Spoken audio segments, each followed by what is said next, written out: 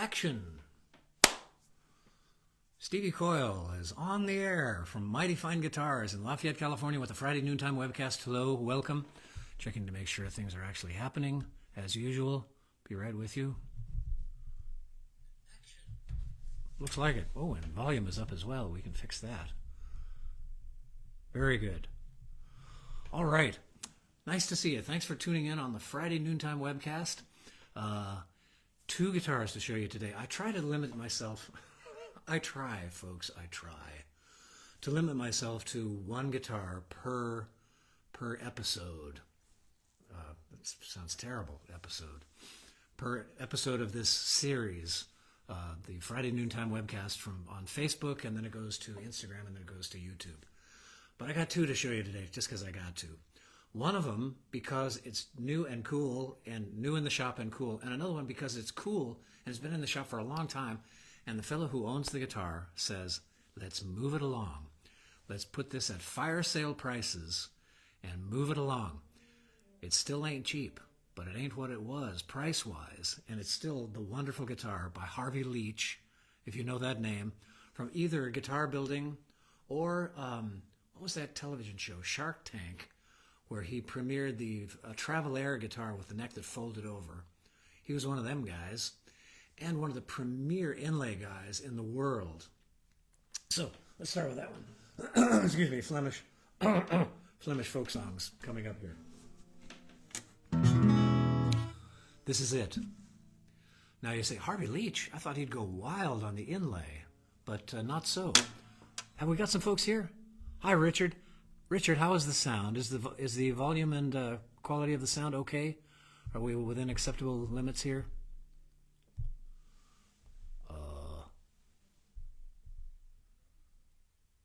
I think so. Hi, Larry. Hi, Chris. Come on in. Let me know how the sound is. Always interested to know that because it changes magically by itself week to week. Harvey Leach guitar. Super primo Brazilian rosewood back and sides. And the top is Adirondack spruce. And for those of you that know Harvey's guitars, you'd say, wait, that's not one of those heavily inlaid babies. You're absolutely right. It's much more subtly startling, is how I phrased it on the website. More subtly startling than many of his guitars. Still fantastically built, and the attention to detail is remarkable. This little white stripe that goes along the edge of the binding here, that's really, really, really hard to do. And it's done beautifully all over this guitar. And I wish you could see it. That's the thing about really primo Brazilian sometimes, really straight grain quarter sawn stuff, is it doesn't show up so very well on camera. Let me see if I can get a good angle going for you here without showing just the rest of the room. Oh, well, it's really fabulous. Take a look at the website because this is under Leach on the Mighty Fine Guitars website. Check it out. Beautiful. You got, let me read you out some specs here and then I'll play it a bit for you. Come on in, everybody. Do feel free, if you like, to share this, capital S, share this, with your Facebook friends, or later on, feel free to share it to those that may be tuning in after the live webcast. The dimensions are OM-ish, very OM-y. Venetian cutaway. It's got one of them there Manzer wedges too. So the guitar is narrower here than it is down here. So the face of the guitar points up at you a little bit, which is kind of nice. You don't have to kick the guitar so hard to hear what's going out on the face. And it makes the reach over the top of the guitar much easier because it's narrower here and you've got a little bevel. Harvey thought of everything.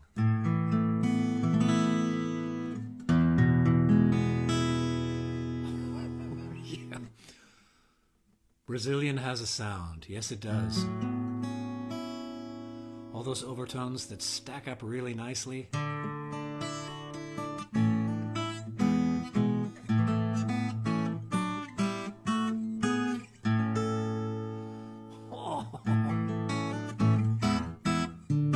Now, I've saved the best for almost last, and I'm sure I'll find more things to natter on about this guitar. But this guitar was originally, we had this priced fairly, completely fairly, at $14,500 American dollars.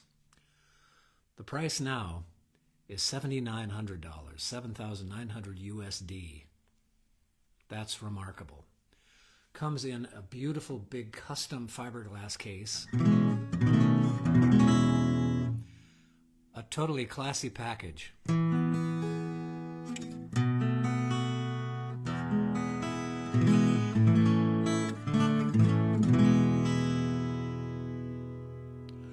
I just marvel at the way on Brazilian guitars, especially with an Adirondack top, how the overtones just stack right up and propagate each other, if you'll pardon the expression. Oh, let me get thumbpick action going here. Hey there, everybody. Say hello. If you've got stuff to tout, if you've got gigs coming up, if you've got a webcast that you're doing yourself, Bunny Barnes is frequently here. Hey, Brendan Brady. Go Broncos. Very good. Larry Pattis is watching a bunch. Are you getting kicked out, Larry? And then brought back in? Thank you, Chris, for the report on the sound. Always of interest. Appreciate that.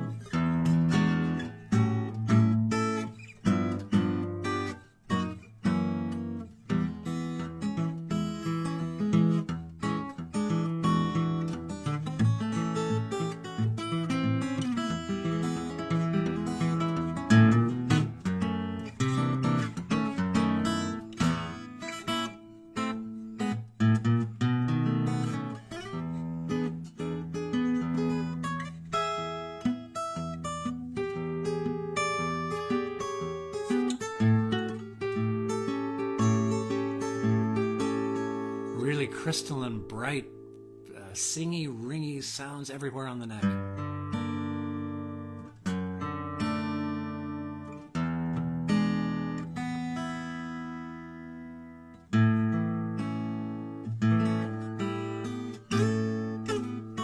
Really nicely set up too, totally comfortable to play. Thanks, Larry. My little screen here shows you Larry Pattis is watching. Larry Pattis is watching. Larry Pattis is watching. It's kind of spooky. Larry Pattis is watching you.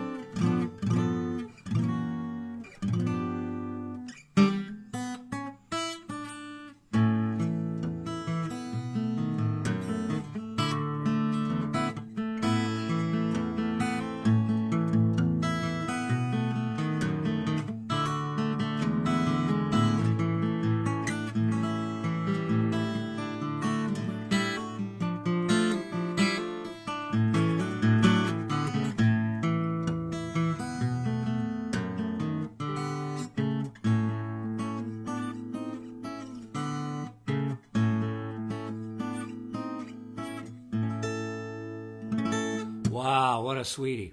All right, so here's just I'm cramming in two guitars into one episode today. There's the Leach. This is the Homestead, or the Heritage, not the Homestead. Heritage was $14,500, is now $7,900. Totally premium guitar. Another feature of this guitar that it's minor, but it's cool. It has a 0 fret. For those of you that do alternate tunings, Larry Pattis looking at you, those of you that do alternate tunings, I think, when you're tuning down back and forth, especially on this low string, which has big fat windings on the core, you're grinding away at the, inadvertently, you kind of have to grind away at the nut slot, you'll pardon the expression. That means that the distance from the saddle, from the tip of the saddle to the point of contact at the nut slot is going to change after time.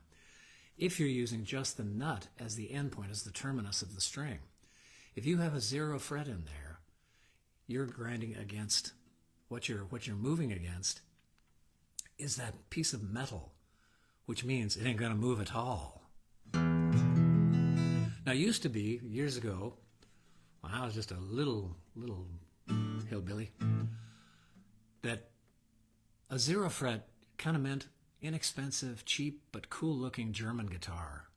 There was a valley, and I've forgotten the name of the valley in Germany, where a whole bunch of guitars got made. And in fact, Elvis is pictured with one of those guitars. Frequently had seal-shaped F-holes. They were great-looking guitars, but they didn't sound so very, very good.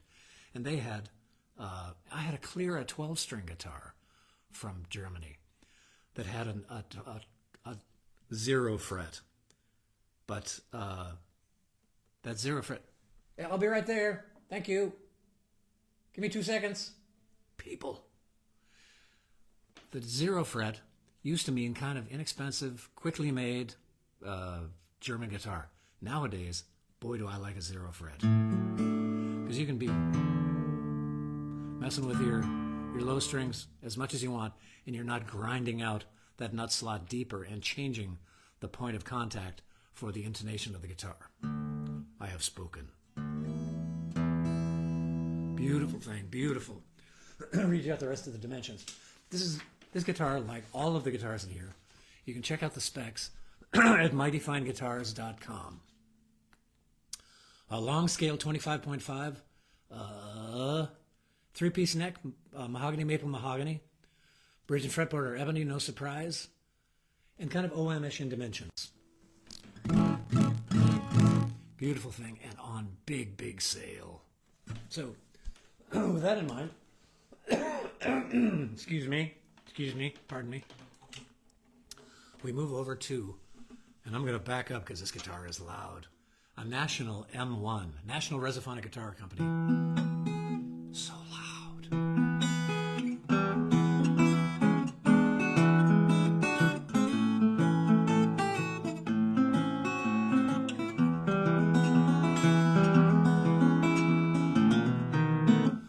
Is this blowing out the mic? Is this distorting?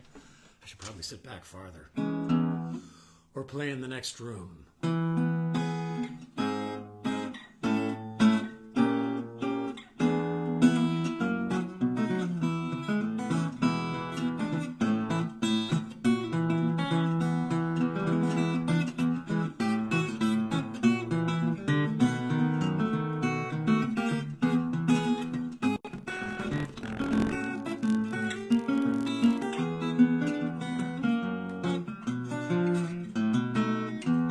Got shorter there all of a sudden. 12 frets to the body. This is a triple resonator, a tricone they call it. Some resonator guitars have a big single hubcap made of spun aluminum down here in the bottom of the guitar that acts as essentially a mechanical speaker to make the guitar louder. And this is what volume technology was like for guitars before electricity came in. And kind of killed off this technology in a lot of ways, because all of a sudden you didn't need to have this loud thing to compete with horns and woodwinds and drums and all that kind of stuff in a band situation. So there were two kinds of resonator guitars, primarily a single cone resonator. This one is a tricone. There are 3 smaller cones in here. And what that does is each one of those cones is going to amplify the sound in a slightly different way. All of those wavelengths all blend together, canceling out some, amplifying others. The upshot is that I think you could characterize the sound of a tricone as versus a regular resonator, which is all clank. A tricone has clank, but also has some sweetness to it, especially with a wooden body like this. So this one is a very slender wooden body. This is the M-1 tricone. In fact, I'll read you out some specs on that as well from National Guitars. After years of research and development, we're proud to introduce our new wood body tricone, mahogany body and traditional aluminum resonating cones, and T-bridge. Truly extraordinary and blah, blah, future tricone styles, MD Hadi blah, blah, MD Hadi blah. The upshot is, provides its own distinguished tone, combining, this is great, combining the unmistakable sound of a tricone with a deep, rich, full tone. I would concur with this that I plucked off of the World Wide Web. Body's mahogany. Body binding is ivooroid. Neck is mahogany. Fingerboard is ebony. Binding is ivooroid. Nut is bone. Headstock is slotted. Actually, this one is not slotted. So there. So this is, you get woody sounds and you get clanky sounds.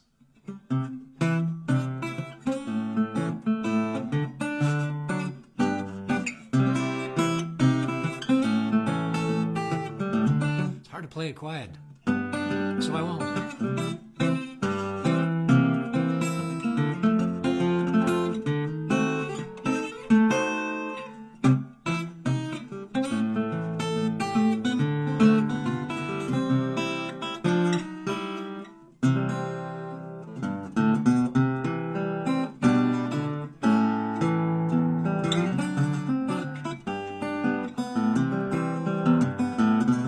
Believe it or not, this guitar is from 2013. Low mileage on this M-1 from National Guitars. I'm afraid I'm blowing out the mic. Am I blowing out the mic? It's really hard to play this one quiet just because it sings. I want to sing.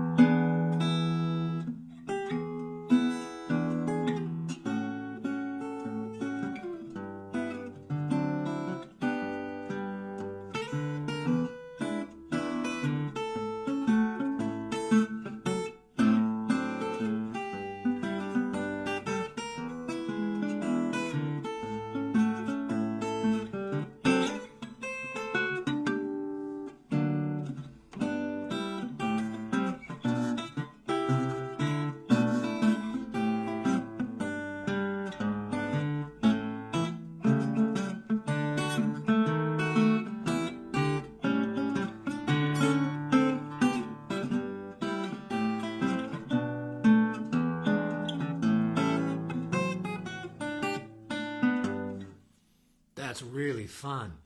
This one is going to be somewhere in the twos, kind of 2,700, I think, somewhere in that neighborhood. The Leach guitar started at 14 plus, is now at 7,900. It's Crazy Stevie's Guitar Emporium. I must be crazy. Come on down to 85 Lafayette Circle in Bucolic, Lafayette, California, heart of the Tri-Cities area, La Marinda, Lafayette, Moraga, and Orinda. I almost always get that half right. And if you have any comments or questions, post them down below. If you've got any gigs you're doing, feel free to post them here. MySpace is your space. MySpace, remember that? I wonder if I still have a MySpace space. God, I kind of hope not. But all that notwithstanding, next week, folks, I think we're going to have a rather old 0018 coming in, early 1950s. So with all of that, thanks for sticking around a little after class. This is one longer than I intended it to, but I wanted to show you off two guitars today. The Leach, which is on the website, mightyfineguitars.com. The National, which is going up on the website pronto. And the Leach is at 7,900. This is going to be somewhere in the high twos, 2,700, 2,500, somewhere in that neighborhood. So stay tuned. Thanks for tuning in. Great to see you all next week. Friday Noontime Webcast. Your old pal Stevie Coyle signing off from Mighty Fine Guitars. So long. It's been good to know you. So long.